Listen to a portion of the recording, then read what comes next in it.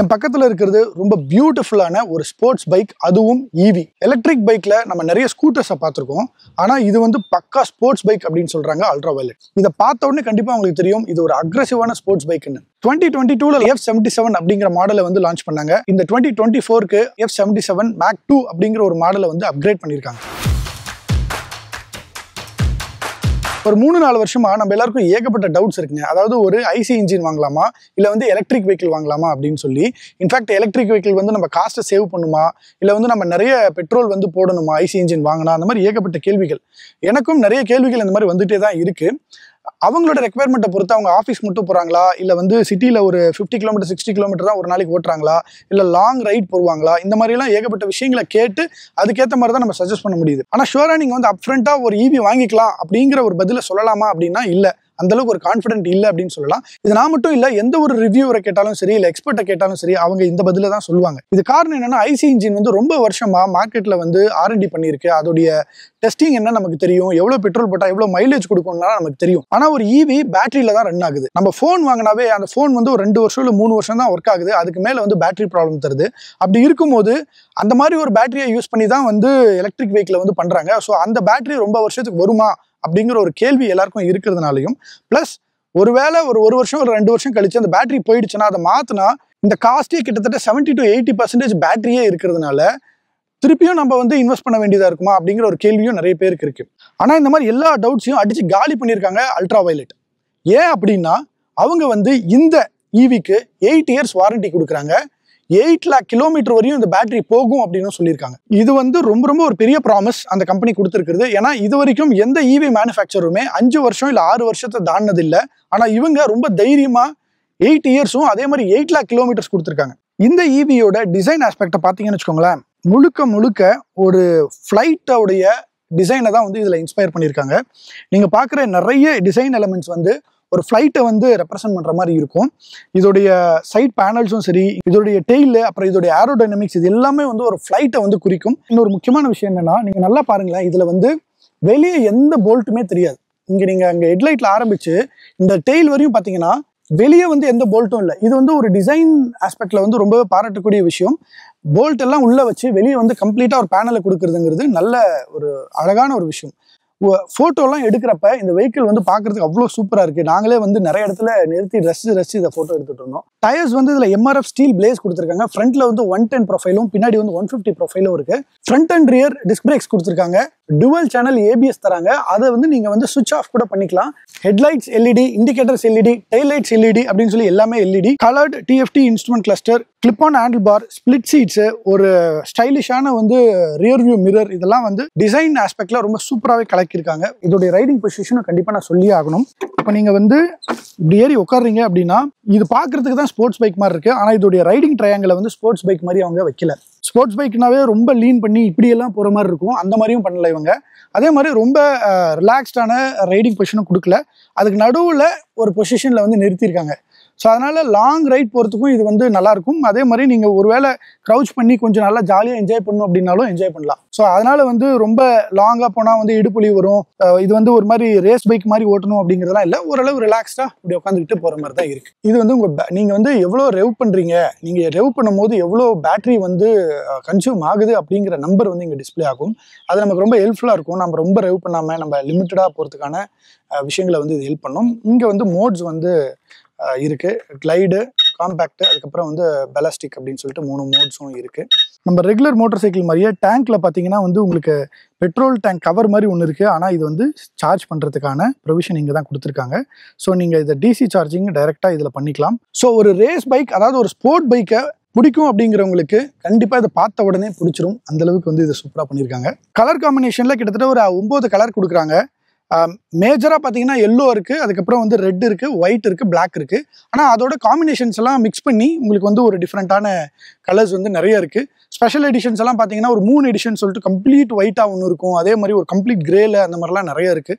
நீங்கள் அதை வந்து உங்களுக்கு பிடிச்ச மாதிரி வந்து நீங்கள் வாங்கிக்கலாம். 2022ல் இவங்க லான்ச் பண்ணப்பவே இவங்க டெஸ்டிங்காக ஒரு விஷயத்தை பண்ணியிருக்காங்க. அது என்ன அப்படின்னா, ஒரு வெஹிக்கிளை வந்து டெடிகேட்டடாக வந்து டெஸ்டிங்க்கு வச்சிருக்காங்க. அந்த வெஹிக்கிளை என்ன பண்ணுவாங்கன்னா 4 ரைடர்ஸ் ஒரு நாளைக்கு மாற்றி அந்த வண்டியை வந்து ஓட்டுவாங்க. ஃபர்ஸ்ட் ரைடர் வந்து அதை எடுத்துக்கிட்டு ஒரு 150 கிலோமீட்டர் போயிட்டு வர அப்படி, அதுக்கப்புறம் வந்தப்புறமா அதை ஃபாஸ்ட் சார்ஜிங் பண்ணி மறுபடியும் ஒரு 150 கிலோமீட்டர் ரெண்டாவது ரைடர், அதுக்கப்புறம் 3வது ரைடர் 4வது ரைடர் அப்படின்னு சொல்லி 4 ரைடும் ஒரு நாளைக்கு குறைஞ்சது 600 கிலோமீட்டர் வந்து அந்த வெஹிக்கிள்ல ஓட்டியிருக்காங்க. ஓடோமீட்டர்ல ஒரு 1 lakh கிலோமீட்டர் ரீச் ஆகிற வரையும் அந்த வெஹிக்கிளை வந்து ஓட்டியிருக்காங்க.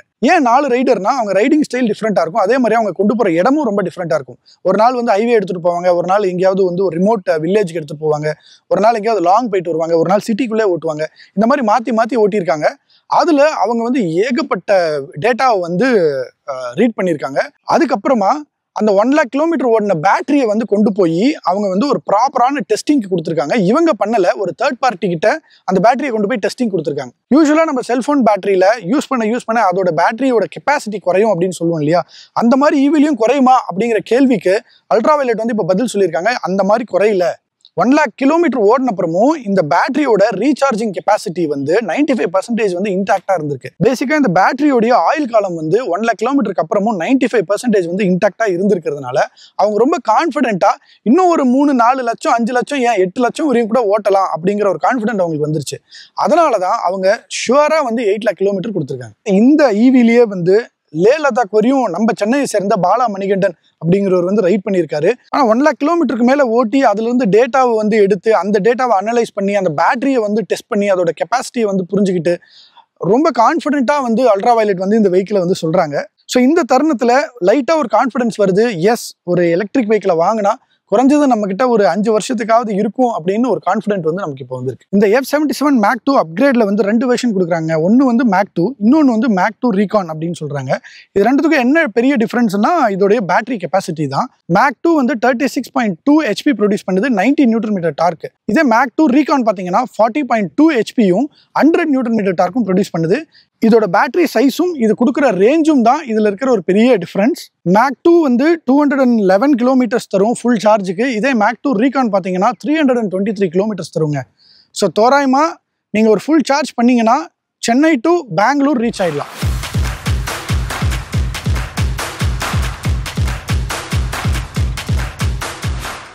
இந்த ஈவியோட டெஸ்ட் ரைடுக்கு ஓசூர் பக்கத்தில் ஒரு பியூட்டிஃபுல்லான ஒரு லொக்கேஷனை வந்து தேர்வு பண்ணியிருந்தாங்க அல்ட்ராவயலட். அந்த இடத்துல ரொம்ப அட்டகாசமான ரோட்ஸ் இருந்ததுங்க. நிறைய ட்விஸ்டி கர்வ்ஸு, சும்மா லெஃப்ட் ரைட்டுன்னு வந்து என்ஜாய் பண்ணுறதுக்கு செம்மையான ஒரு ரோடாக இருந்தது. நோ டிராஃபிக், லிட்ரலி யாருமே இல்லை. அந்த ஒரு சின்ன ரோடில் இந்த ஈவியை வந்து ஓட்டுனது ஒரு தனி அனுபவம்னே சொல்லலாம். இந்த பைக்கை ரைட் பண்ணலாம் ஏறி உட்காந்த உடனே ரொம்ப ஆக்வர்டான ஒரு ஃபீல் என்னன்னா, யூஸ்வலாக நம்ம பைக்கில் எல்லா பைக்லையும் கிளச் இருக்கும், இதில் வந்து கிளச் லிவரே இல்லை.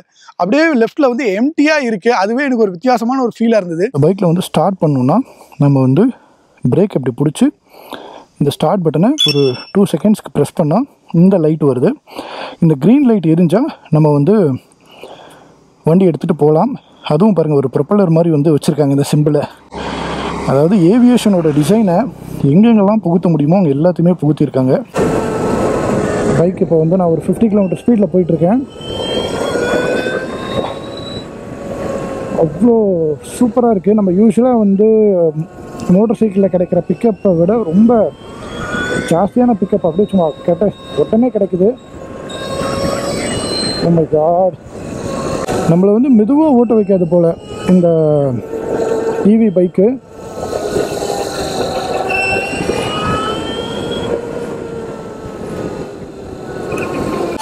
இந்த ஈவி பைக்கில் நான் ரொம்ப ஸ்பெஷலாக சொல்லக்கூடிய ஒரு விஷயம் என்னென்னா இந்த ரீஜெனரேட்டிவ் சிஸ்டம்.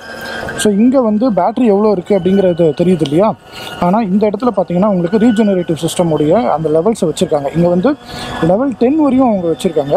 இப்போ மோட்டர் சைக்கிளெல்லாம் ஓட்டுறப்ப இன்ஜின் பிரேக்கிங் இருக்கும். நம்ம வந்து இப்படி த்ராட்டில் கொடுத்து த்ராட்டில் விட்டோம் அப்படின்னா இன்ஜின் வந்து ஒரு பிரேக்கிங் வந்து அப்ளை பண்ணணும், நம்ம பிரேக் அப்ளை பண்ணுறதுக்கு முன்னாடியே. ஆனால் ஈவியில் வந்து இன்ஜின் இல்லாததுனால அது வந்து நடக்காது. யூஸ்வலாக கரண்ட் வந்து எப்படி ப்ரொடியூஸ் ஆகும், ஒரு கைனடிக் எனர்ஜி தான் வந்து பவராக வந்து ப்ரொடியூஸ் ஆகி பேட்டரியில் சேவ் பண்ணி வைப்போம். ஸோ நாம் வந்து இப்படி த்ராட்டில் கொடுக்கும்போது பேட்டரியில் இருக்கிற பவர் வந்து நமக்கு தேவை. ஆனால் இப்படி நான் த்ராட்டில் கொடுக்காத டைமில் டயர் வந்து சும்மா சுற்றுது இல்லையா, அந்த வீல் வந்து சும்மா சுற்றுது இல்லையா, அந்த இப்படி சும்மா சுற்றும் போது அந்த எனர்ஜியை வந்து சேவ் பண்ணணும். அதுக்காக தான் எல்லா ஈவிலையும் பார்த்தீங்கன்னா வந்து ரீஜெனரேட்டிவ் சிஸ்டம் அப்படிங்கிறது ஒரு விஷயம் வச்சுருப்பாங்க. ஸோ எப்போல்லாம் இந்த மாதிரி நம்ம வந்து ஆக்சிலரேட் கொடுக்காமல் போகிறோமோ அப்போல்லாம் எப்போ வீல் சுற்றுதோ அப்போ அந்த எனர்ஜியை வந்து சேவ் பண்ணும். யூஸ்வலாக இது எல்லா ஈவிலையும் இருக்கும். ஆனால் இவங்க இதை வந்து ரொம்ப அட்வான்ஸ்டாக வந்து பண்ணியிருக்கிறதா சொல்கிறாங்க. அது எப்படி அப்படின்னா, இதில் வந்து 30% ஆஃப் பவரை வந்து திருப்பியும் வந்து பேட்டரியில் வந்து இது சார்ஜ் பண்ணோம். நாம் வந்து இந்த மாதிரி ரீஜெனரேட்டிவ் சிஸ்டம் மூலியமாக சேவ் பண்ணுறத. இப்போ நான் வந்து இந்த ரீஜெனரேட்டிவ் லெவல் வந்து 1ல் வச்சுருக்கேன். இப்போ நான் வந்து இப்படி ரைஸ் பண்ணிட்டேன் பாருங்கள். இந்த டவுனில் வந்து அது பாட்டு ஃப்ரீயாக போகுது இல்லையா. இப்போ நான் என்ன பண்ணுறேன், இந்த ரீஜெனரேட்டிவை வந்து இன்க்ரீஸ் பண்ணுறேன். R9 கொண்டு வந்துட்டேன். இப்போ நான் அதே மாதிரி ஆக்சிலரேட் கொடுத்து விடுறேன். ஆனால் ஸ்பீடு வந்து அப்படியே குயிக்காக கம்மியாகுது. வண்டியும் வந்து சீக்கிரமாக ஸ்டாப்புக்கு வந்துருச்சு. இதுவே நான் முன்ன சொன்னேன் இல்லையா, அந்த இன்ஜின் பிரேக்கிங்னு சொல்லிட்டு, அந்த இன்ஜின் பிரேக்கிங் நடக்கிறதுக்கான ஒரு சூப்பரான மெத்தடாக வந்து இது இருக்கும். இதில் ஏபிஎஸ் இருக்குது. அதனால் தைரியமாக ஸ்பீடாக போயிட்டு நம்ம பிரேக் பண்ணலாம். டியூவல் சேனல் ஏபிஎஸ்ஸு செம்மையாக பிரேக் பண்ணிட்டு பாருங்கள். ஓ மை காட், செம்மையாக இருக்குது. ஓ வேறு லெவல்.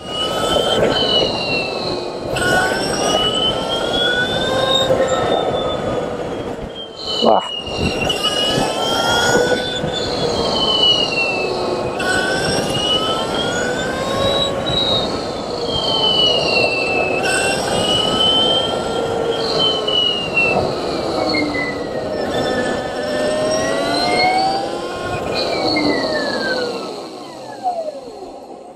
இதோட ஹேண்ட்லிங் பற்றி நான் சொல்லணும்னா இதோட வெயிட்டை பற்றி சொல்லி ஆகணும். இது வந்து 207 kg.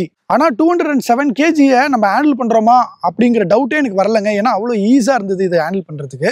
இதோட சீட் ஹைட் 800 mm. ஸோ அதனாலையும் இதை ஹேண்டில் பண்ணுறது ரொம்ப ஈஸியாக இருந்தது. இதோட கிரவுண்ட் கிளியரன்ஸ் 160 mm நம்ம இந்தியன் ரோட்ஸ்க்கும் சரி ஸ்பீட் பிரேக்கர்ஸ்க்கும் சரி இது ஈஸியாகவே இருந்தது ஓட்டுறதுக்கு. இதில் ட்ராக்ஷன் கண்ட்ரோல் இருக்குது. 3 மோடில் இருக்குது. அதாவது T1, T2, T3.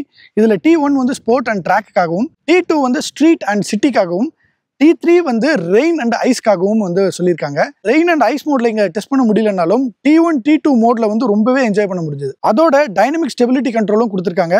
இது வந்து எப்போ வந்து இந்த ரீஜெனரேட்டிவ் லெவல் வந்து அதிகமாக இருக்கோ அப்போ வந்து மேபி டயர் வந்து லாக் ஆக வாய்ப்பு இருக்குது. அந்த லாக்கை கண்ட்ரோல் பண்ணுறதுக்கு டைனமிக் ஸ்டெபிலிட்டி கண்ட்ரோல் அப்படிங்கிற ஒரு விஷயத்தையும் ரொம்ப புதுசாக இதில் வந்து கொடுத்துருக்காங்க. இந்த டெக்னாலஜி வேர்ல்ட்லேயே எந்த ஈவிலையும் இல்லைங்கிறாங்க. இவங்க தான் வந்து அதை வந்து டியூன் பண்ணியிருக்கிறதா சொல்கிறாங்க. அதுவும் ஒரு புது விஷயம். அதோட இதில் ஹில் ஹோல்ட் அசிஸ்ட் கொடுத்துருக்காங்க. நீங்கள் ஏதோ ஒரு மேடு ஏறுறீங்க, நடுவுலேயே வந்து நிறுத்த வேண்டியதாக இருக்குது அப்படின்னா நீங்கள் நிறுத்திட்டு ரொம்ப ஜாலியாக ரிலாக்ஸாக இருக்கலாம். அந்த வெஹிக்கிள் வந்து பின்னாடி வராது, அப்படியே நிற்கும். நீங்கள் வந்து ரிவர்ஸ் எடுக்கணும் அப்படின்னா நீங்கள் ரிவர்ஸ் பட்டன் போட்டு தான் எடுக்க முடியும். ஸோ அதனால் டிஃபால்ட்டாகவே இதில் ஹில் ஹோல்ட் அசிஸ்டோடைய அந்த ஃபங்க்ஷனாலிட்டி வந்துருது. ஸோ நீங்கள் அதை வந்து என்ஜாய் பண்ணலாம். யூஸ்வலாக வந்து நிறைய ஈவியில் வந்து பெல்ட் தான் இருக்கும். ஆனால் இதில் வந்து பக்காவா ஒரு மோட்டர் சைக்கிள் மாதிரி செயினே இருக்கும். ஸோ நீங்கள் கண்டிப்பாக லூபெல்லாம் போட்டு மெயின்டைன் பண்ண வேண்டியதாக இருக்கும் இந்த வெஹிக்கிளில். இந்த வெஹிக்கிள் பார்க்குறதுக்கே ரொம்ப வித்தியாசமாக அழகாக இருக்கு இல்லையா. ஸோ அதனால் இதை வந்து நீங்கள் எங்கேயாவது ரோட்டில் நிறுத்துனீங்கன்னா கண்டிப்பாக இதை வந்து செக் பண்ணுறதுக்கு யாராவது கிட்ட வருவாங்க. அப்படி கிட்ட வந்து இந்த வெஹிக்கிளை இப்படி மூவ் பண்ணாவோ லைட்டாக இப்படி எடுத்தாவோ பாருங்க, இந்த மாதிரி வந்து ஒரு அலாரம் வந்து கொடுத்துரும். அதே மாதிரி கனெக்டட் வெஹிக்கிள் இது. உங்களுடைய ஆப்பில் இதோடைய எல்லா டீட்டெயில்ஸும் தெரிஞ்சுக்கலாம். அப்படி அந்த ஆப்பில் ஒரு நோட்டிஃபிகேஷனும் வந்துடும். இந்த மாதிரி யாராவது மூவ் பண்ணாங்கன்னா இமீடியட்டாக உங்களுக்கு வந்து ஒரு வார்னிங்கும் வந்துடும். இதுக்கு முன்னாடி மற்ற மேனுஃபேக்சரோட ஈவிஸ் எல்லாம் ஓட்டுறப்ப அதை ஸ்டாப் பண்ணுறதுக்கு நம்ம பிரேக்கை தான் நம்பி இருக்க வேண்டியதாக இருந்தது. ரீஜெனரேட்டிவ் லெவல் வந்து இருக்கும், ஆனால் ரொம்ப கம்மியாக இருக்கும். அது வந்து அந்தளவுக்கு ஸ்டாப்பிங் பவரை வந்து இன்க்ரீஸ் பண்ணாது. ஆனால் இதில் உங்கள் வெஹிக்கிளோட ஸ்டாப்பிங் பவரை ரீஜெனரேட்டிவ் சிஸ்டம் மூலிமா அவங்க வந்து அச்சீவ் பண்ணியிருக்காங்க. அது வந்து உண்மையிலே பெரிய பாராட்டுகள். என்னதான் ஸ்போர்ட் பைக்காக இருந்தாலும் நம்ம எப்படிப்பட்ட ரோட்லலாம் ஓட்டுவோன்னு தெரியும். ஸோ அதனால் ஒரு பயங்கரமான ஆஃப் ரோட் டெஸ்ட் பண்ணுறதுக்காகவும் நான் வந்து ஒரு லொக்கேஷனை சூஸ் பண்ணி இங்கே வந்துக்கிட்டு இருக்கேன். இது வந்து ஒரு டேம். இது இந்த இடத்துல நான் வந்த இடத்துல இங்கே வந்து ஃபுல்லாக ஒரு ஆஃப் ரோடாக இருக்குது. ஸோ அதனால் இங்கே அப்படியே இறக்கிட்டு ஒரு யூட்டர்னை போட்டு திருப்பி மேலே ஏறலாம். ஆனால் திருப்புறப்போ ஒரு விஷயம் என்னென்னா பாருங்கள், இப்படி முன்னாடி போகிறோமா, ஆனால் நம்ம மோட்டர் சைக்கிள் மாதிரி இப்படி பின்னாடியெல்லாம் வர முடியாது. ஸோ அதுக்கு நம்ம இந்த பட்டனை இப்படி ப்ரெஸ் பண்ணணும். அப்போ தான் இப்படி ரிவர்ஸ் வர முடியும். ஈஸியாக வந்துக்கலாம். நம்ம ரிவர்ஸ் எடுக்கிறது எஃபர்ட்லெஸ் ரிவர்ஸ். அதுக்கப்புறமா கொஞ்சமாக முன்னாடி தள்ளுறதுனாலும் இந்த மாதிரி கொஞ்சமாக தள்ளிக்கலாம். ஒரு கொஞ்சம் பவரில் இந்த மாதிரி போகும். அப்புறம் நம்ம மறுபடியும் லிவரை பிடிச்சிக்கிட்டு இந்த பட்டனை அழுத்தி பிடிச்சோன்னா நார்மல் ஆகிடும். இப்போ நம்ம அப்படியே திரும்பி போகலாம். ஸோ ஒரு செம்மையான லொக்கேஷனாக இருக்குல்ல இது. கண்டிப்பாக அங்கெல்லாம் யானைகள்லாம் வர்றதுக்கு வாய்ப்பு இருக்குது. அண்டு வேறு லெவலு ஒரு ஸ்போர்ட்ஸ் பைக் எடுத்துக்கிட்டு இந்த அளவுக்கு டார்ச்சர் பண்ணக்கூடாது. பட் இருந்தாலும் எப்படி இருக்குது அப்படிங்கிறத காமிக்கிறதுக்காக தான்.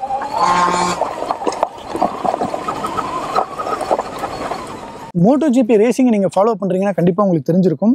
அதில் இன்லைன் 4 தான் டாப் லெவலில் ரேசிங்கு.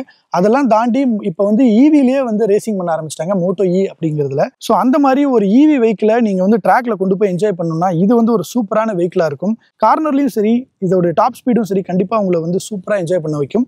டாப் ஸ்பீடுன்னு சொல்கிறப்ப இது வந்து 155 km/h வந்து போகும். அதோட நீங்கள் ரேசிங் பண்ணுறவங்களுக்கு கண்டிப்பாக தெரியும், டேங்க்ல வந்து கிரிப் இருக்கணும். அப்போ தான் வந்து இந்த காலை வந்து கிரிப் பண்ணி வச்சு போக முடியும். ஸோ அதுக்கான விஷயங்களை வந்து அக்சசரியாக தராங்க. இதோட சேர்த்து நிறைய அக்சசரிஸ் வந்து இதில் அவைலபிளாக இருக்குது. ஸோ அதையும் நீங்கள் இதில் ஆட் பண்ணிக்கலாம். இதில் வந்து 3 ரைடிங் மோட்ஸ் கொடுத்துருக்காங்க: கிளைடு, காம்பேக்ட், அதுக்கப்புறம் வந்து பிளாஸ்டிக். இதில் வந்து இந்த பிளாஸ்டிக்ங்கிறது ரொம்ப ஹை பர்ஃபார்மன்ஸ் மோடு. அதில் நீங்கள் போட்டு ஓட்டுறப்ப ரொம்ப அலாதியான ஒரு விஷயமா இருக்குது. நீங்கள் காம்பேக்டையும் கிளைடையும் வந்து சிட்டிக்குள்ளே போகிறப்ப யூஸ் பண்ணிக்கலாம். ஸோ ஆப்வியஸ்லி கிளைட் மோட்ல போகிறப்ப தான் அதிகமான ரேஞ்ச் கொடுக்கும். நீங்கள் பிளாஸ்டிக்கில் போட்டு ஓட்டினீங்க அப்படின்னா வந்து அதோட ரேஞ்ச் ரொம்ப ரொம்ப கம்மியாக இருக்கும். ஆனால் ஃபன்னு கேரண்டி. சரி, இதெல்லாம் சொல்லிக்கிட்டே இருக்கும்போது இது என்ன விலை அப்படின்னு நீங்கள் கேட்பீங்க. ஸோ இதோட விலை வந்து இந்த மேக் 2 அப்படிங்கிற மாடல் வந்து 3 lakhs-ம், மேக் 2 ரீகான் அப்படிங்கிற மாடல் வந்து 4 lakhs-க்கும் வருது. உடனே நீங்கள் வந்து சிரிப்பீங்க, அவ்வளோ காசு கொடுத்து நான் ஒரு ஈவி வாங்குவேனா அப்படின்னு சொல்லி நீங்கள் யோசிப்பீங்க. ஆனால் விஷயம் என்னென்னா, இன்னைக்கு மார்க்கெட்டில் நீங்கள் ஒரு ஸ்கூட்டரை எடுத்துக்கிட்டிங்கன்னா அது குறைஞ்சது ஒரு 1,30,000 1,50,000 வந்து சார்ஜ் பண்ணுறாங்க. சில ஈவி ஸ்கூட்டர்ஸ்லாம் கிட்டத்தட்ட 1,70,80 எல்லாம் கூட போகுது. ஸோ அப்படி இருக்கும்போது அதோட ரேஞ்ச் பார்த்தீங்கன்னா வந்து மேக்ஸிமம் ஒரு 150 km தான் வந்து அது தருது. ஆனால் இது வந்து உங்களுக்கு 300 km ஷுவராக தருது. அப்போ ஒரு ஸ்கூட்டரை கம்பேர் பண்ணுறப்ப ரேஞ்ச் வந்து டபுள் ஆயிருக்கு. அதே மாதிரி தான் இதோட விலையும் டபுள் ஆயிருக்கு. ஸோ நீங்கள் ஒரு 1.5 lakh கொடுக்குற இடத்துல 3 lakhs கொடுக்க வேண்டியதாக இருக்குது. ஏன்னா அதோட ரேஞ்ச் இம்ப்ரூவ் ஆயிருக்கு. இதில் வந்து ஒரு மோட்டர் சைக்கிளில், ஒரு ஹை எண்ட் மோட்டர் சைக்கிளில் இருக்கிற எல்லா டெக்னாலஜியுமே இதில் இருக்குது. 8 years வாரண்டி கொடுக்குறாங்க. 8 lakh kilometer வரையும் ஓடும் அப்படின்லாம் நம்ம வந்து சொல்கிறப்ப உண்மையிலே அந்த காஸ்ட் வந்து ஒர்த்து தானோ அப்படிங்கிற ஒரு ஃபீலிங் வருது. ஆனால் ஒரே ஒரு ட்ராபேக், நம்ம ஐசி இன்ஜினுக்கும் இதுவும் கம்பேர் பண்ணும்போது நம்ம சொல்லலாம். அது என்னன்னா சார்ஜிங் டைம். நம்ம வந்து ஒரு நார்மலான மோட்டர் சைக்கிள் எடுத்து போய் பெட்ரோல் பம்பில் ஒரு 30-40 செகண்ட்ல வந்து ஃபியூல் ஃபில் பண்ணி வெளியே வந்துருவோம். ஆனால் இது ஃபுல்லாக சார்ஜ் ஆகிறதுக்கு கிட்டத்தட்ட ஒரு 20%-லேருந்து 80% சார்ஜ் ஆகிறதுக்கு ஒரு 40 minutes எடுத்துக்கும். அந்த 40 minutes நீங்கள் ஸ்பெண்ட் பண்ண தயாராக இருந்தால் ரொம்ப ஃபியூச்சரிஸ்டிக்கான, ரொம்ப ஹைடெக் ஈவி வெஹிக்கிள் உங்க முன்னாடி ரெடியா இருக்கு வாங்குறதுக்கு. அடுத்து நீங்க உடனே கேட்பீங்க, ஒரு ஈவி வெஹிக்கிள்னால நமக்கு எவ்வளவுதான் காஸ்ட் சேவ் ஆகும் அப்படின்னு சொல்லி. அதுக்கு ரொம்ப கிளியரா ஒரு பதில சொல்லியிருக்காங்க. நீங்க ஒரு ஐசி இன்ஜின் வாங்குறீங்கன்னு வச்சுக்கோங்களேன், அது ஸ்கூட்டராவா இருக்கலாம், இல்லை பைக்காவா இருக்கலாம். அந்த பைக்கை வந்து நீங்க 1 lakh kilometer வரையும் ஓட்டுறீங்க அப்படின்னா மேக்ஸிமம் நம்ம எல்லாரும் வந்து ஒரு மோட்டர் சைக்கிளை வாங்கி அதை 1 lakh kilometer ஓட்டியிருக்கோமா அப்படிங்கிறது வந்து டவுட் தான். இந்த ரிவ்யூ பார்க்குற நிறைய பேர் 1 lakh kilometer தாண்டிலாம் ஓட்டியிருப்பீங்க, நான் இல்லைன்னு சொல்லல. ஆனால் ஆவரேஜாக பார்க்குறப்ப ஒரு 50,000 to 60,000 kilometers தாண்டறதுக்குள்ளேயே அந்த வெஹிக்கிள் ஒரு மாதிரி ஆயிடும். அதுக்கப்புறம் கண்டிப்பாக புது வெஹிக்கிள் போகணும்னு நினைப்பாங்க. அப்படி இருக்கும்போது ஆல்ரெடி அல்ட்ரா வயலட்ல ஒரு பைக்கை 1 lakh kilometer ஓட்டியிருக்காங்க. அது வந்து ரொம்ப சூப்பராக இருக்கு. இப்போவும் அதை நேரில் கூட காமிச்சிருந்தாங்க, நான் பார்த்தேன். ஐசி இன்ஜினுக்கும் ஈவிக்கும் கம்பேர் பண்ணும்போது ஒரு 1 lakh kilometer நீங்கள் ஓட்டி இருந்தீங்கன்னா நீங்கள் போட்ட பெட்ரோல் காஸ்ட்ல 4,41,000 வந்து சேவ் பண்ணியிருக்கலாம் அப்படின்னு சொல்றாங்க. இது வந்து ரொம்ப ரொம்ப பெரிய ஒரு சேவிங்ஸ். ஆனால் நீங்கள் ஒன்று எனக்கு கேட்குறது புரியுது, என்னன்னா, என்னங்க இது, இந்த வெஹிக்கிள் வந்து தமிழ்நாட்டிலே இல்லை, இதை பற்றி நீங்கள் ரிவ்யூ பண்ணிட்டு இருக்கீங்களே அப்படின்னு கேட்குறீங்க. ஆமாம், கிட்டத்தட்ட 2 வருஷமா இது பெங்களூரில் மட்டும்தான் சேலில் இருந்துச்சு. வேற எங்கேயுமே அவைலபிளாக இல்லை. இந்தியா ஃபுல்லாக வேற எங்கேயுமே அவைலபிளாக இல்லாமல் இருந்தது.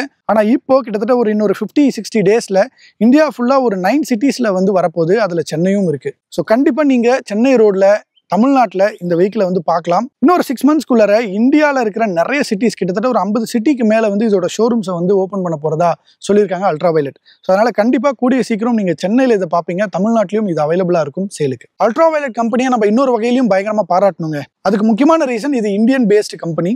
இந்தியாவில் தான் இது கம்ப்ளீட்டாக மேனுஃபேக்சர் பண்ணுறாங்க. இந்தியாவில் தான் இதோட டிசைனிங் நடந்திருக்கு.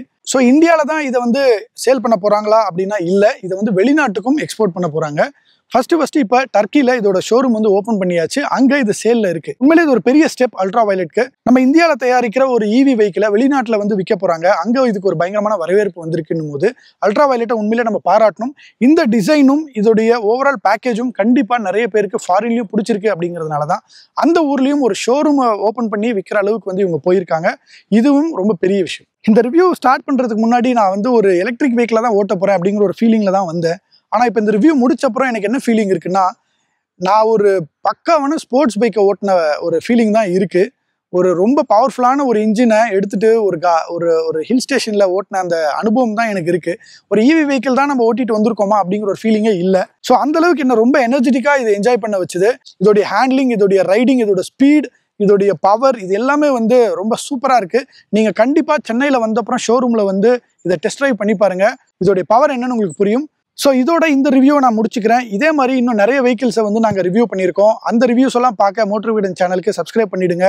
லைக் பட்டனையும் பெல் பட்டனையும் கிளிக் பண்ணி விட்டுருங்க. அடுத்த வீடியோவில் பார்ப்போம். நான் உங்கள் டிஜே. நன்றி. விகடன் வெல்கம் பேக் இப்ப வெறும் 29 ரூபாயில் ஜூனியர் விகடன், ஆனந்த விகடன், நாணயம் விகடன் உள்ளிட்ட 8 டிஜிட்டல் இதழ்கள், வேல்பாரி, நீரதிகாரம், அணிலாடும் முன்றில் உள்ளிட்ட கிளாசிக் தொடர்கள், சுஜாதா, எஸ். ராமகிருஷ்ணன், அசோகமித்ரன் உள்ளிட்ட நட்சத்திர எழுத்தாளர்களின் சிறுகதைகள் என 29 ரூபாயில் 3 மாதங்களுக்கு விகடனை அன்லிமிட்டடாக படிக்க இப்போதே சப்ஸ்கிரைப் செய்திடுங்கள்.